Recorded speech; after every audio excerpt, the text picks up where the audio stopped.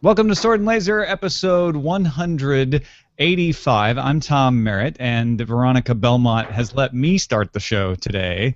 Thanks, Veronica. You're welcome, Tom. We have a special interview today. We're not only interviewing an author, but also the person who read his audiobook. Joining us, author of Traveling in Space, Steven Paul Leiva, and his narrator, Mr. Jeff Cannata. How are you guys doing?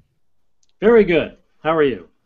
Doing very well. I think it's odd that the man who read the audiobook is very silent right now. Well, I only say the words that he writes for me, so you know. So if you could just write down answers for Jeff throughout the interview, that'd be great. So you could read them out. We need to make sure we rope him into this thing somehow. Yeah, you can if you let Jeff go, he'll be fine. It's this pull string on the back of the neck. Yeah. Yeah, right. You just need to pull it way back. Mr. Steven Paul Leiva, I really enjoyed Traveling in Space. Thank you. It was fantastic. Tell folks out there a little bit about yourself and how you came to write this book. Well, I was born in 1893.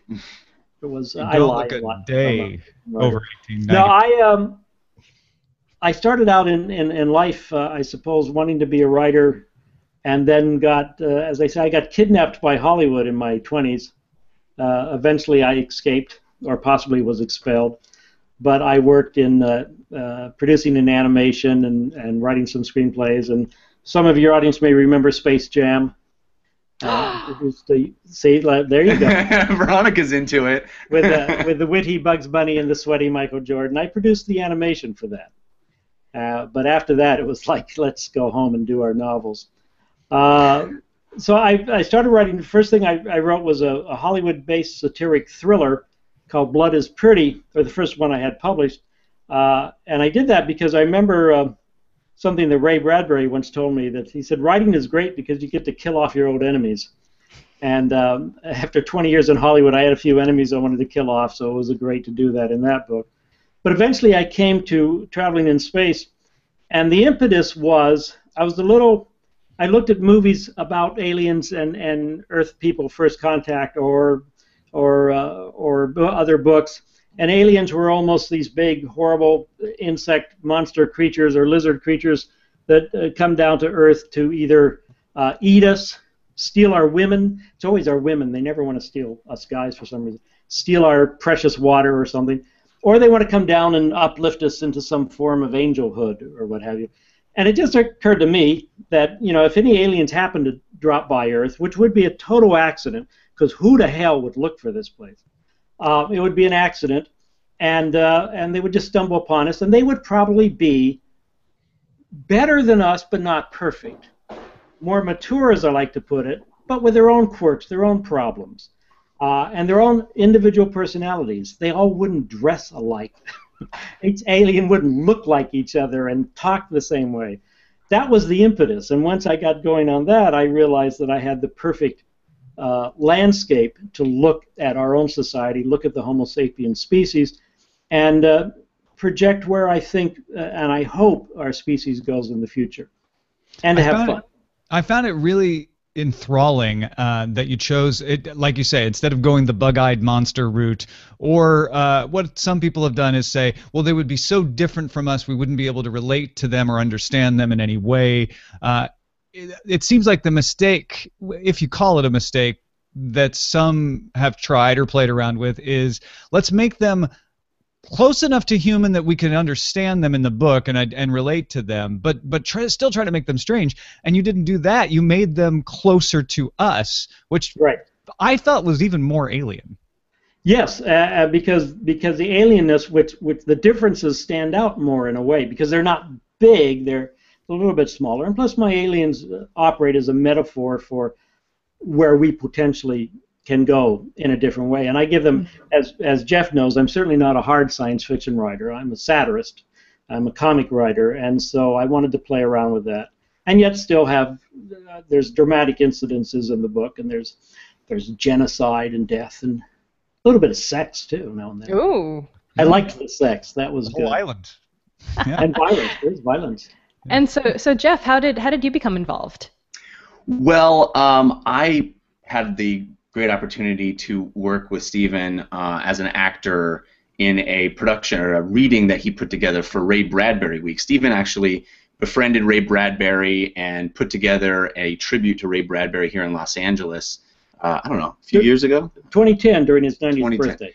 Yeah, and for that occasion, he put together a reading of a play. I was not really aware at how many plays Ray Bradbury wrote.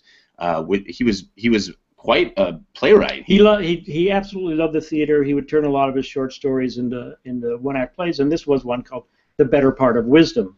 Yeah, and it's not science fiction. It's it was really touching family story, and he cast James Cromwell and Seamus Dever from Castle, right, and me somehow.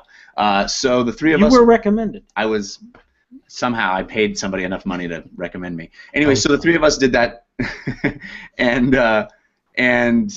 during that I had to do a British accent for that, and well, that was my concern, because I did not know. I knew James Cromwell. I was a fan of Castle, and the same casting agent recommended Jeff, and so I called Jeff up. And when you do a reading, it was a stage reading at the Writers Guild, and you do a reading, you get a table read and a rehearsal the day of the reading, and then the reading. You don't get a lot of time, and my concern was, because this takes place in England. And the Seamus character and the James Cromwell character are Irish, but the Jeff character would be English. And I didn't want a phony, kind of crass British accent. And this would have been a very intelligent, gay man in the late 50s, early 60s. So over the phone, I said, "Can you do an English accent?" And I don't mean a cliche, but something natural. And I said, "Sure, governor." Yeah.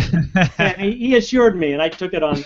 So I'm still a little nervous, and we do our first table read, or I don't even know if we did a table read. We may just got on our feet and rehearsed.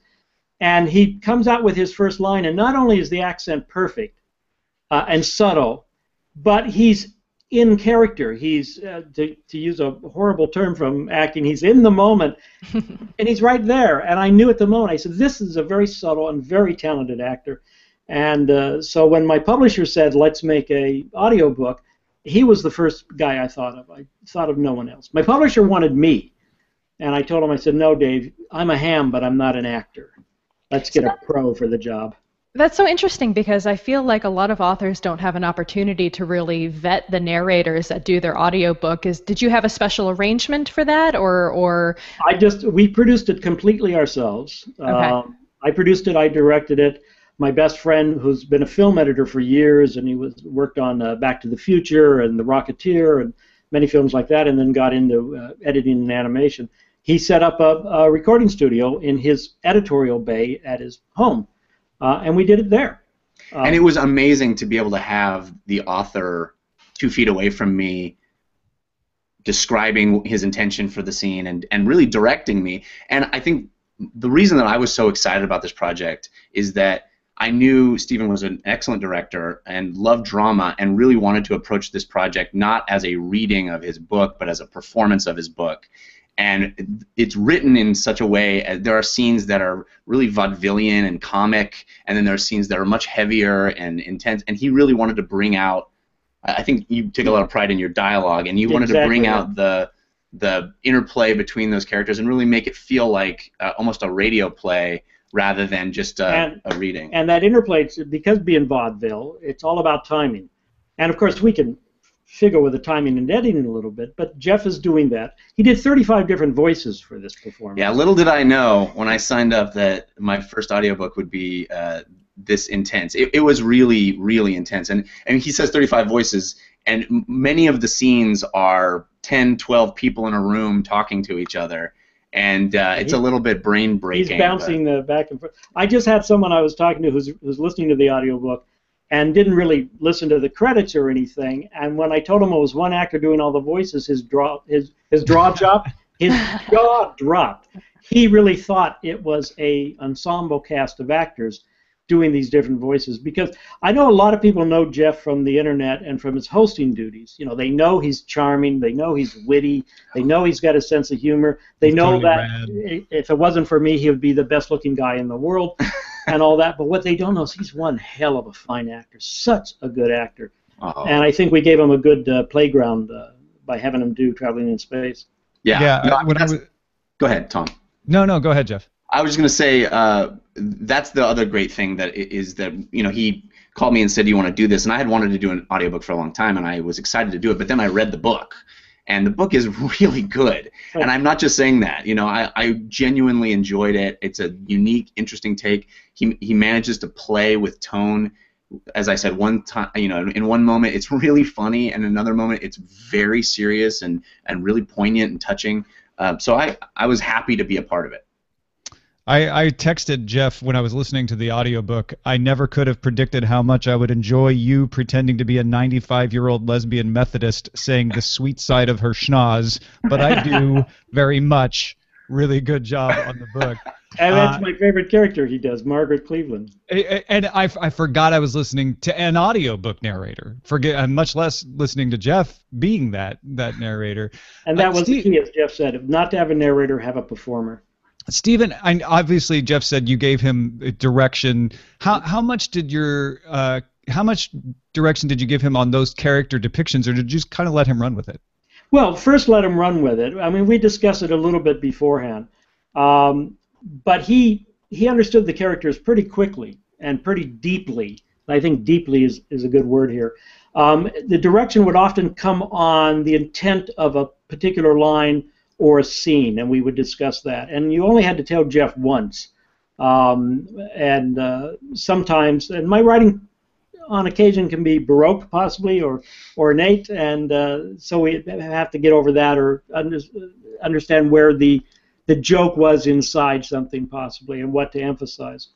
But it was mainly my sitting on a couch watching him and getting into it so much. Sometimes I would bloody forget to direct. Same with the engineer, Peter, the engineer, the audio engineer, my partner on this, would sometimes be listening so intently he would say, "Wait a minute, we got to go back because I forgot to do that." So we were enjoying it. Now, Steven, when you're writing in these alien characters, how do you get yourself in that mindset? What is your process like for writing aliens? Just like any writer, you project from within yourself, obviously. See, I hate people who say, "I don't really write my books. They write themselves," or "I don't know where." That's bullshit. It all comes from your brain. You know, let's be honest. And it's being improvisational when you write. A lot of my writing I will actually do by dictating into a microcassette. Often when I'm taking a morning walk in the neighborhood. So I'm the crazy guy with the microcassette. Because I'm muttering and very dramatic.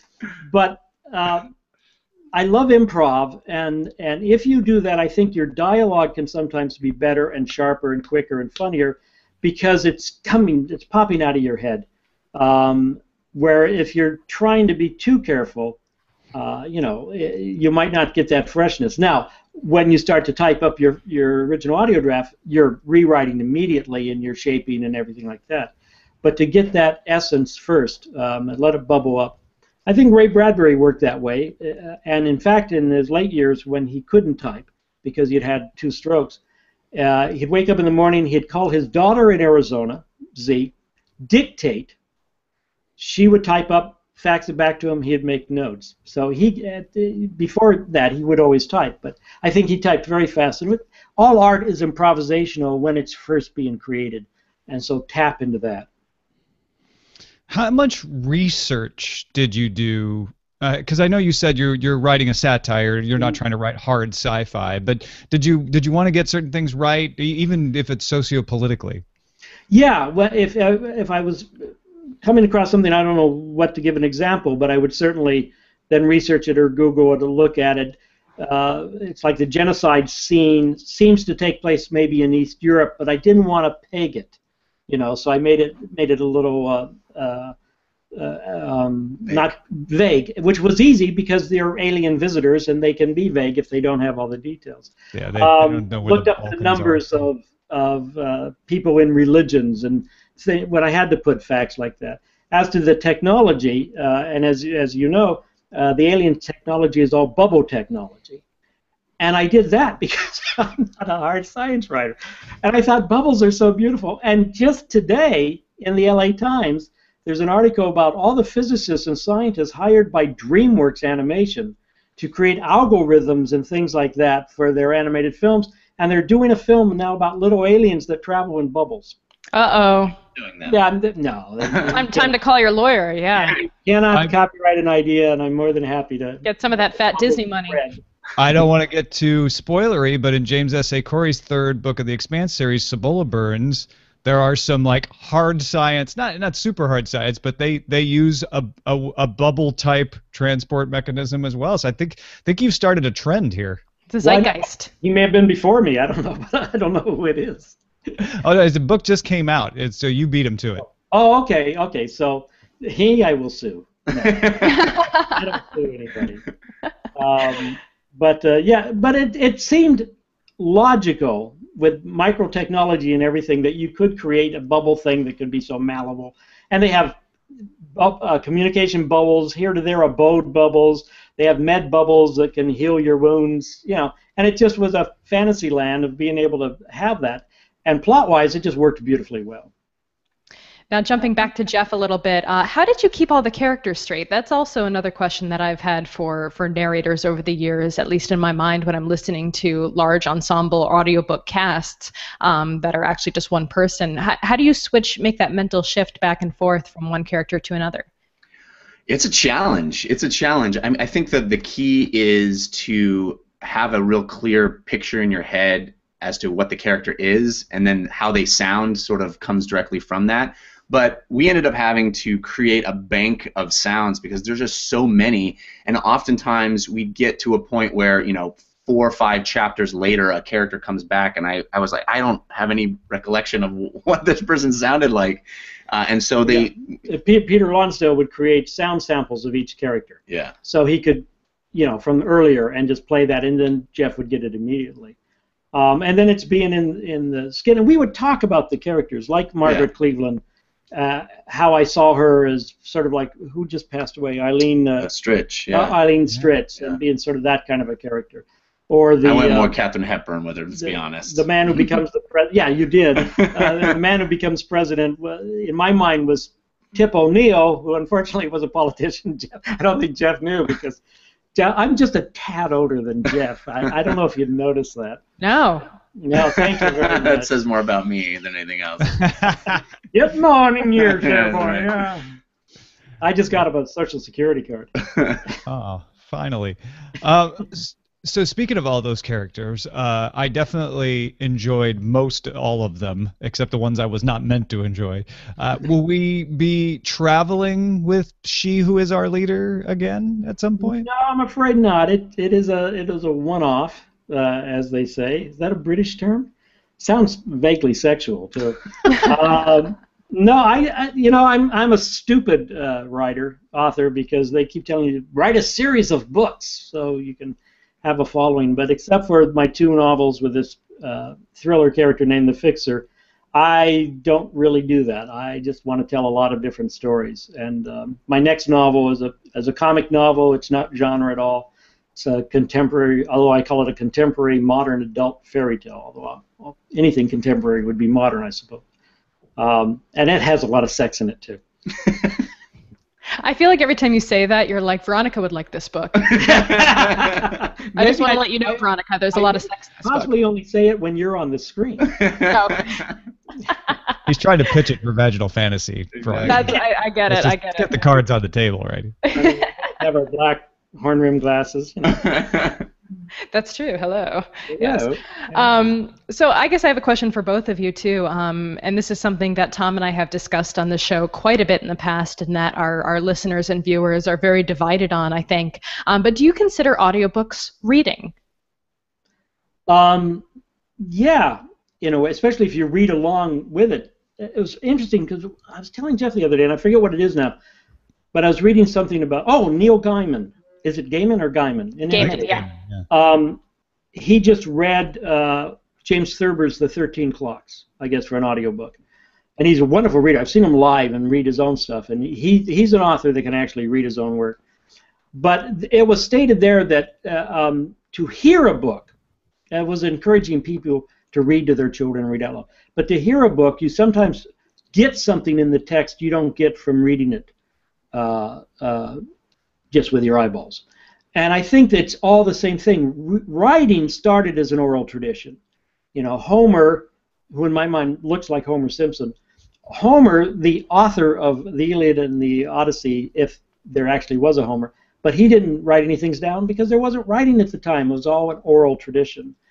I always try to write for the human voice. I adore the human voice, and I adore what a great actor can do with it. So it is it's a form of reading because it winds up in your head, doesn't it? And if it winds up in your head and it's been written by somebody, it's a form of reading. And in fact, maybe a better, because there's so many readers out there that are reading sort of like the Evelyn Wood style where you don't sound it out in your head. And they drive me nuts. Yeah, it's something that Steven and I have talked about just socially a lot, because it's a real bugaboo for him. Because I think both of us share a love of language, and I think the reason that I wanted to be an actor as a young person was I fell in love with language and the sound of words and the way words play with each other and butt up against one another, and his writing is so much a celebration of words and sentences and being creative that way, that I think one of the things that Steven has always railed against is people who you have friends that skip over sections or do things. I had a cousin once that told me, I only read the dialogue. Yeah. He just wants to get the gist of things rather than just going to savor the artfulness. My mother told me once, my mother, who I think self-taught herself speed reading, she said, I don't really hear the words, I see pictures. And it's like, well, go to a friggin' movie.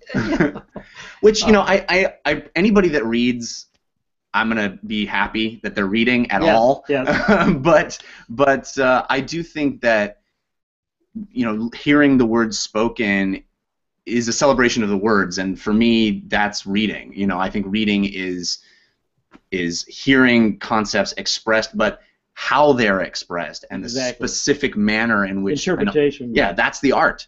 So and a lot of us who are English-only speakers, and I count myself among that, we don't always realize what a beautiful language English is. And many foreign speakers who learn English will tell you that, and how more versatile it is than most any other language on earth. Partly because a lot of foreign influences into our language. We have this vast, vast playground called English, and I want people to hear the words, and I want them to be moved by the words. And in performance, it's even better. Well, Traveling in Space is available as a Kindle, as a paperback, as an audiobook, obviously. And I noticed that you signed it up, or it was signed up, maybe. Hope this isn't news to you, for the Kindle subscription service. So if you pay for I think that became automatic. Yeah. We're part of that. The new one. Yeah, the one that's $10 a month. Right, because we're exclusive to Amazon. This particular publisher, Blue Roof, is staying completely exclusive to Amazon. So unfortunately, you can't get it on Kobo or Sony Reader, but anybody can download a Kindle app. Yeah, and read it on whatever you want. So if you were thinking about trying out the Kindle subscription service, this might be a way to check out Traveling in Space. Our last question. I want both of you to answer this. Just kind of generally backing up from the book, do you think there's intelligent life out there? You know what?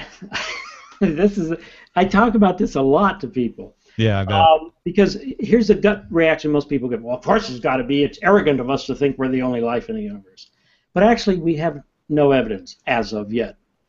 But the real point is, whether there is or isn't, it's so probably few and far between, or we may never face it face to face, one-on-one, that it's almost as if we are alone in the universe. And I also think we ought to consider ourselves the only life in the universe so that we understand how precious we are.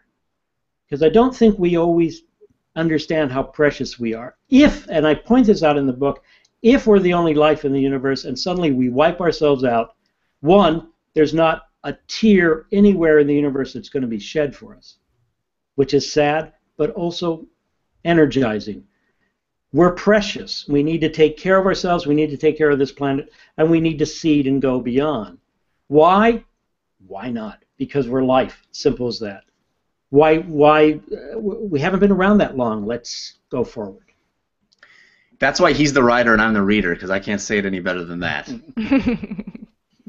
Well, and it fits in exactly with the viewpoint of the aliens. Until they meet us in your book, they Right. assume we must be the only ones out here. They absolutely assume that, and I think it is an assumption you can make, and that was another counter. I always like to counter assumptions and come up with my own assumptions. That's one of the things that I love as a theme in the book is that from the aliens' perspective, they are sort of the next evolutionary step from us. They are us, 1,000 years from now, and from their perspective, the only great evil in the world is death, and the one thing to protect is life. And I love that perspective. I'd never seen that before in science fiction expressed in quite that way.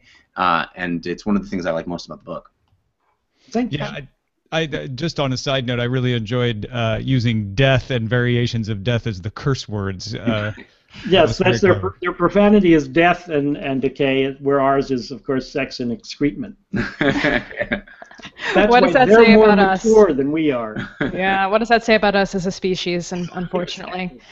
So where, if people want to follow, go ahead. Us as a species today, where are we going to be tomorrow? That's the key. So if we start using the correct curse words, will that help us get a leg up on our evolution? It's Yes. all curse word Death. based. That's the evolutionary ladder, is curse Oh, word kill based. that! I'm not. Wait. You're so advanced, Tom. I love it. So if people want to follow your work online, both of you, where can they go? Well, I'm on Facebook, just me, Steven Paul Leiva. Traveling in Space also has a Facebook page. I'm trying to understand the Twitter universe, so I'm at Steven Paul Leiva.